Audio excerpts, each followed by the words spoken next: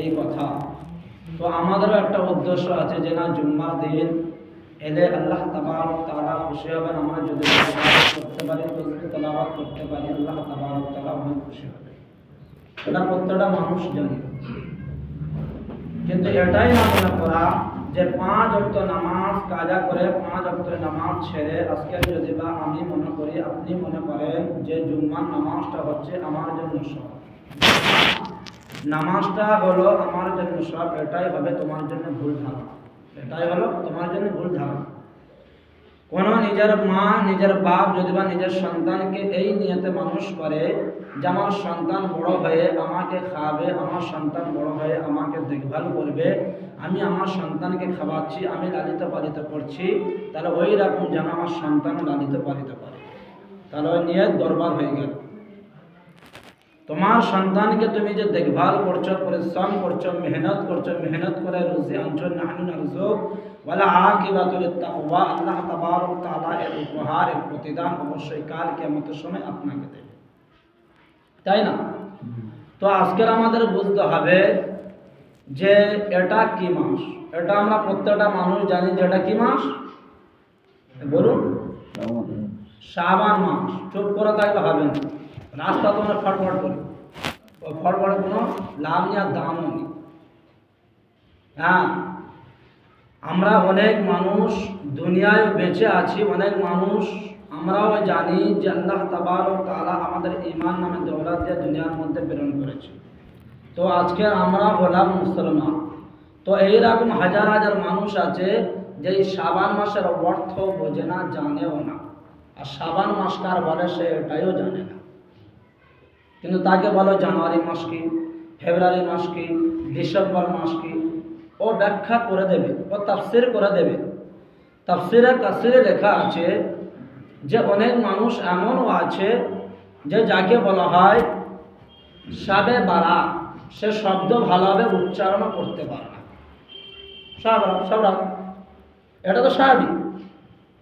তো আজকের যে মাস আল্লাহ তাবারক তাআলা এই মাসে অত্যাধিক অত্যাধিক অত্যাধিক গুরুত্বপূর্ণ তার হাবিবের মাধ্যমে আমাদের কাছে জানিয়েছে এবং হাদিসের মধ্যে সৌন্দর্যভাবে লেখা আছে যে এই মাসে করণীয় কাজ কি, প্রায় জুম্মাই বলে থাকে।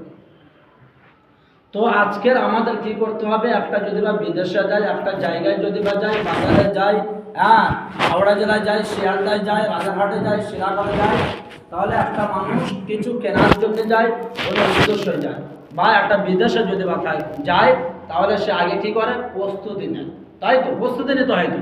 আমার ছেলের বিয়ে হবে, আমার মেয়ের বিয়ে হবে, সেই মানুষটা 1 মাস হোক 1 বছর আগে সে কি করে, প্রস্তুতি নেয়। তো আমাদের কি করতে হবে, এই পবিত্র রমজানের জন্য আমাদেরকে প্রস্তুতি নেওয়া মুসলমানের জন্য কর্তব্য। মুসলমানের জন্য কর্তব্য, আমাদেরকে প্রস্তুতি নিতেই হবে। আজকের তো আফসোসের কথা যে আজকের শাবান মাস ধরনা 8 তারিখ হয়ে গেল, আমাদের মধ্যে কোনো প্রস্তুতি নেই, আমাদের মধ্যে কোনো প্রস্তুতি নেই। আল্লাহ রসুল সাহাবাদেরকে বলতেন, হযরত আনাস রাদিয়াল্লাহু তাআলা আনহু বিখ্যাত সাহাবী, যিনি আল্লাহ রসুলের মানে খেদমত 10 বছর করেছিলেন, তানার পবিত্র জবানে বলছেন যে এই ফজরের নামাজের পরে, ফরজ নামাজের পরে যতটুকু তুমি সময় পাবে এই শবে বারাত অথবা যাকে বলা হয় তুমি নফল নামাজ, নফল ইবাদত বেশি বেশি করতে থাকো।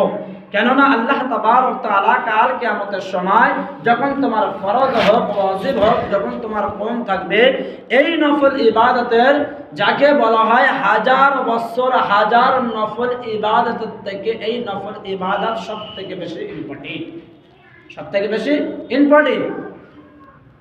কিন্তু আজকের আমাকে এটাই মনে করলে হবে না, হাজার হাজার মানুষ এটাই মনে করে যে ফরজ নামাজের থেকে বেশি গুরুত্ব হচ্ছে শবে বারাতের নামাজ। এটাই একদম না মনে করা। আজকের একটা মানুষ যখন আমাকে জিজ্ঞাসা করছে, একটা মানুষ যে হুজুর শবে বারাতের নামাজ কত রেখা, তো আমি তাকে জিজ্ঞাসা করছি যে ভাই এশারের নামাজ পড়েছো? বলছে কই হুজুর না। তুই ফজরের নামাজ পড়েছো? বলছে হুজুর নয়। আজকের তাহলে যে জিনিসটা তোমার কাছে মূল্যবান, যে জিনিসটা তোমার কাছে কামিয়াবি, যে জিনিসটা তোমার কাছে অতি মূল্যবান, যে জিনিসটা আল্লাহ তাবারক তাআলা অনেক মর্যাদা দিয়েছে সেটা নিয়ে কোনোদিন ফলো করি না, সেই টাইমটা কোনোদিন জানার চেষ্টাও করি না, সেই দিকে কোনোদিন ফিকিরও করি না, ফিকির পর্যন্ত রাখি না। আজকের আমরা মুসলমান, যে শবে বারাতের মাস এসেছে, আজকের কি হতে হবে? আমরা শবে বারাত পালন করতে হবে। এটা তোমার জন্য নয় তো, এটা তোমার জন্য নয়। আল্লাহ রাসূল একদম কঠোরভাবে নিষেধ করে দিয়েছে যে এই মাসে আল্লাহ তাবারক তাআলা আসমানে নেমে এসে প্রত্যেকটা বান্দাকে বলে, ইয়া আইয়ুহাল মুযাম্মিল কুমিল লাইলা ইল্লা কালিলা নিসফাহু আও ইনকুস মিনহু কালিলা। হে বান্দা, তোমরা কে আছো? যদি বা তোমাদের গুনাহ হয়ে থাকে আমার কাছে মাপ চেয়ে নাও, আমি তোমাদেরকে কি করে দেবো? মুদখালান কালিমা, তোমাদেরকে কালিমা অবস্থায় আমি তোমাদের গুনাহগুলিকে মাফ করে দেব। সুবহানাল্লাহ। শুধু আল্লাহ রাসূল একদম কঠোরভাবে বলে দিয়েছে যে যারা নেশা অবস্থায়, যারা হারামের ওপর চলাফেরা করে, যারা বাম্মার ওপর কি করে নির্যাতন করে, যারা শিরক করে, যারা অপরের ওপর জুলুম করে, যারা পরনিন্দা পরচর্চা করে, যারা গীবত করে, তাদেরকে কোনো দিন এই শবে বারাতের নামাজ তো দূরের কথা, সারা রাত নামাজ পড়বে, সারা দিন নামাজ পড়বে, কোনো দিন ওর আমলনামায় একটাও নেকি লেখা হবে, একটাও নেকি লেখা হবে না। আপনি কিতাব খুলবেন বুখারী শরীফের 6308 নম্বর হাদিস, হযরত আয়েশা রাদিয়াল্লাহু তাআলা আনহা বর্ণনা করছেন সহিহ হাদিস। এই শবে বারাতে অনেক সহিহ হাদিস আছে। অনেক মানুষ বলে থাকে আমরা ইমাম মানবো কেন?